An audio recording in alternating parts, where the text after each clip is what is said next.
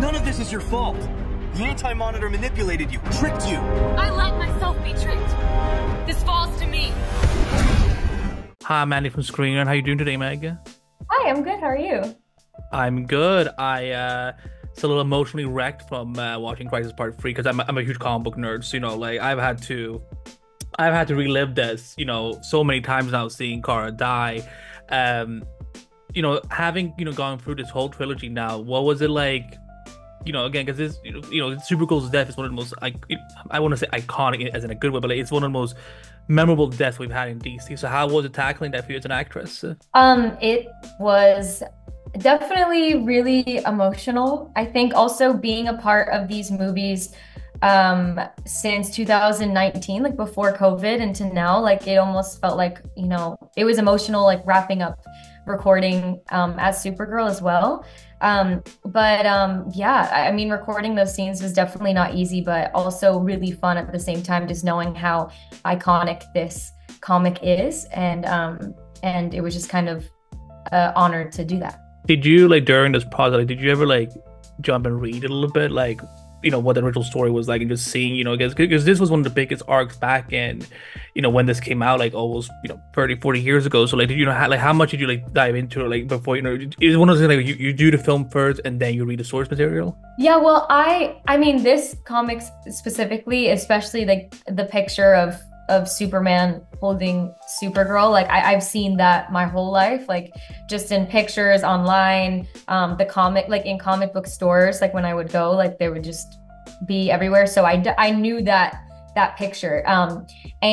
Working with Butch and Wes, who are like in charge of my animation recording, like they just know so much about DC and just like every character and every like iteration of different characters. And so they were able to like really tell me in detail about the different versions of the comics and kind of like what this means for Supergirl and all of that. So I'm really grateful to them. And yeah, so reading all of the different versions of the comics was really, really, really cool.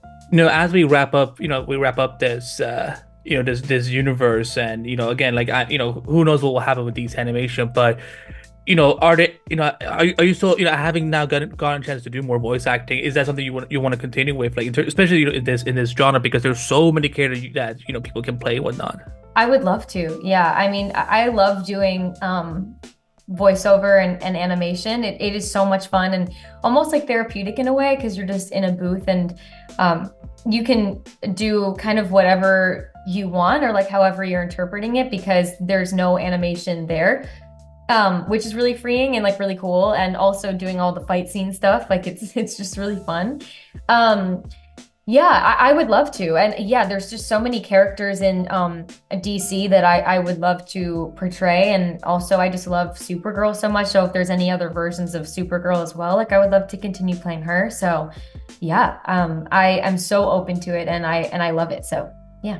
On the subject of Supergirl, because something that again, I cover superhero beat for Screen Rant, so one of the things, as someone who loved your Supergirl, I just wanted to see if you could talk about this, because there was reports that supposedly we were almost going to see you maybe a Supergirl in live action, for James Gunn's DC. Can you speak about how, was that true? How far did you get in that process, and of almost playing the character you have played in animation now, but now in live action? Yeah, that was to play Supergirl. What has always been a dream of mine, and like in any way. So the animation was incredible, and when I heard talks of there being a live action version in the DCU, I like fought for the audition like so much. Like it was just all I wanted and putting my energy towards, and so I ended up getting one. And just the fact that they watched it and liked it, it's just really surreal. And yeah, I was able to go and screen test and do stunt work and scenes, and like it was really surreal and just really emotional that I got to do that. It doesn't feel real at all. Like the whole time I was just freaking out, because it just felt like a dream come true. Just being a little kid, like I never thought that I would be able to do anything like this, just because I love superheroes and superhero movies so much. So yeah, and they ended up going like a different direction, which is totally fine. And I am so excited for the movie anyways. I'm such a big fan.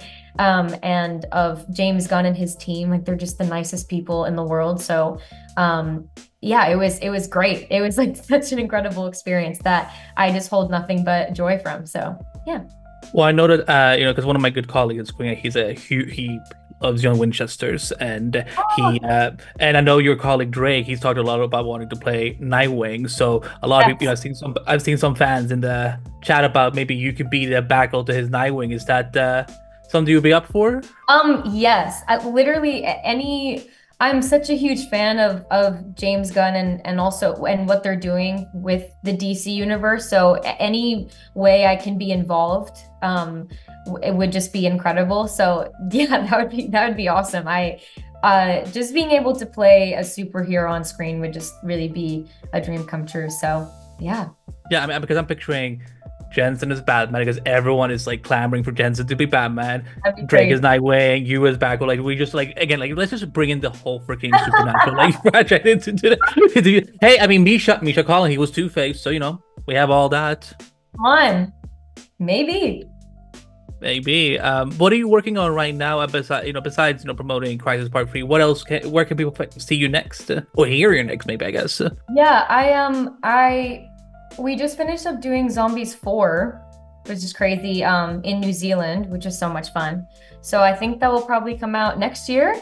And then we're doing like an animated version of Zombies, like it's called like Zombies the Reanimated series, which is like out now and like coming out. So that was so much fun and really cool to do voiceover again, because I just love it. It's really fun.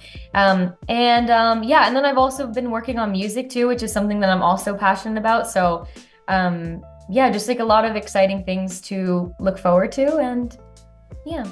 Awesome. And finally, before I wrap, what was the biggest takeaway for you to getting to play Supergirl throughout these films? As tragic as her ending was, but also in a heroic way. Like, what was your biggest takeaway? I think I always love playing her. I mean, obviously because she's just a very iconic role, but I feel like I relate to her in a lot of ways where all these really terrible things have been happening to her and been losing a lot of people that she loves, but she constantly chooses good.